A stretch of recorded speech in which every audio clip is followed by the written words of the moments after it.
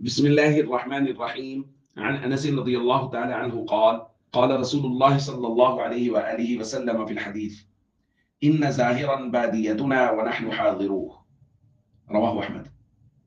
حضرت انس رضی اللہ تعالیٰ عنہ بیان فرماتے ہیں کہ ایک دیہاتی صحابی تھے جن کا نام ظاہر تھا۔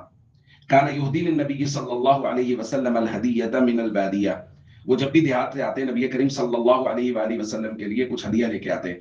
فیجہزہ رسول اللہ صلی اللہ علیہ وسلم اذا اراد ان یخرج، اور جب وہ مدینہ منورہ سے واپس اپنے دیہات جانے لگتے تو نبی کریم صلی اللہ علیہ وآلہ وسلم بھی ان کو بہت ساری چیزیں بطور ہدیہ عطا فرماتے۔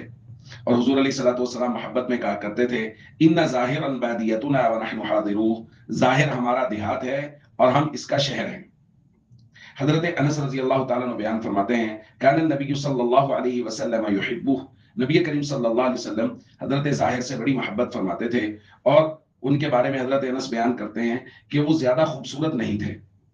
ایک دن وہ اپنا سامان بیچ رہے تھے بازار میں، نبی کریم صلی اللہ علیہ وسلم پیچھے سے تشریف لائے، فاحتضنه من خلفه وهو لا يبصر، وہ حضور علیہ الصلوۃ والسلام نے پیچھے سے ان کو پکڑ لیا کہ وہ حضور علیہ الصلوۃ والسلام کو دیکھ نہیں پا رہے تھے۔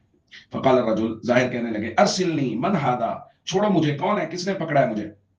فالتفتا، پھر وہ تھوڑے سے متوجہ ہوئے، فعرف النبی صلی اللہ علیہ وسلم، انہوں نے نبی کریم صلی اللہ علیہ وسلم کو پہچان لیا۔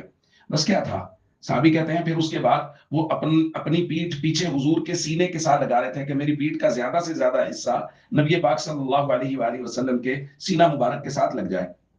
یہی صورتحال تھی کہ نبی پاک صلی اللہ علیہ وسلم نے چونکہ ان کو پکڑ رکھا تھا تو حضور از راہ مزاح حضور آواز لگانے لگے من یشتری العبد، یہ غلام کون خریدے گا؟ یہ بات حضرت ظاہر نے سنی تو کہنے لگے اذن واللہ تجدنی کاسدہ، یا رسول اللہ یہ غلام آپ بیچ تو رہے ہیں، یہ تو بڑا کھوٹا سکہ ہے، یہ تو بڑا تھوڑی قیمت والا غلام ہے۔ نبی کریم صلی اللہ علیہ وسلم نے ارشاد فرمایا لیکن عند اللہ لست بکاسد، ظاہر تم اللہ کے ہاں کھوٹے سکے نہیں ہو، تم اللہ کے ہاں تھوڑی قیمت والے نہیں ہو۔ اور ایک روایت میں ہے لیکن عند اللہ انت غال، تم اللہ کے ہاں بہت بڑی قیمت کے مالک ہو۔ دوستو دیکھیے نبی کریم صلی اللہ علیہ وآلہ وسلم دیہات سے آئے ہوئے لوگوں کے ساتھ کس طرح محبت فرما رہے، وہ کئی دن حضور کے مہمان بن رہے اور حضور کیسے ان سے مذاق فرما رہے۔ دیکھیے کتنا خوبصورت اور نفیس مذاق ہے جس سے ظاہر کتنے خوبصورت اور کتنے خوش ہو گئے نبی پاک صلی اللہ علیہ وآلہ وسلم کے اس مبارک عمل کی وجہ سے۔